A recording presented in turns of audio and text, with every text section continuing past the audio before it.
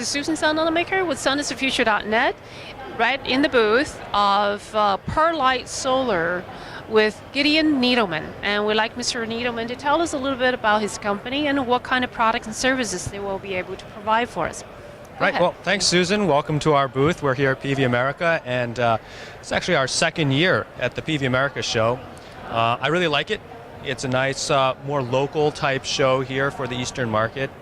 And Perlight is a solar module manufacturer, so as you wander around, you'll see lots of different examples of solar panels that we produce. Parent company's been in business since 1982, so we've got a nice history, more than 30 years right now. And we've been in the US market for a good number of years as well. In fact, we opened up some production capacity in the US. Our modules are coming out of Texas. And that's in addition to our original Chinese manufacturing capacity back in Asia.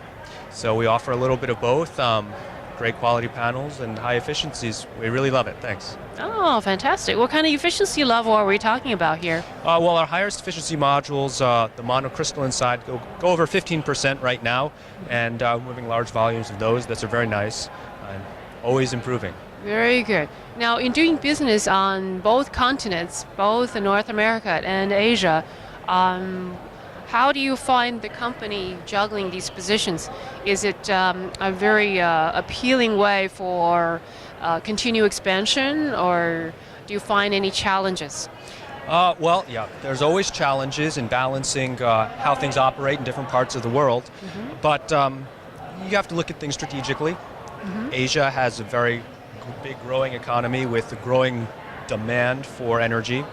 At the same time, we all hope that the U.S. is able to step in and lead really with how things should be done, especially with solar power. And we see huge potential. Everybody sees the potential of solar power in the U.S. and it's unachieved right now. Everybody thinks it's going to happen, and we all want to be in the right position when things really start to snowball. Yes, I think they have solar idea swaps, and hopefully there will be more and more ideas generated. Oh yeah, that's right. Lots of great ideas. And as far as the fact that in the past 4 years, we've had in the Department of Energy with Secretary Stephen Chu, right, yes, in being in the office. How did you find that playing into the ease or not so easy position for companies such as yours to be playing on both continents? Well, I mean, I think Mr. Chu's done a great job. He's really pushed a lot of things forward that needed to be pushed forward, and you can always do more, but you could have also done a lot less.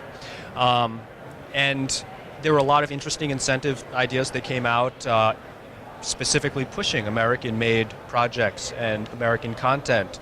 And then we had the whole tariff issue that came up, and so that's really what inspired us to try and have some American-made panels, have capacity here in the U.S., because strategically that's very important, and it does bring jobs here, and it really does help out with what everybody's trying to do.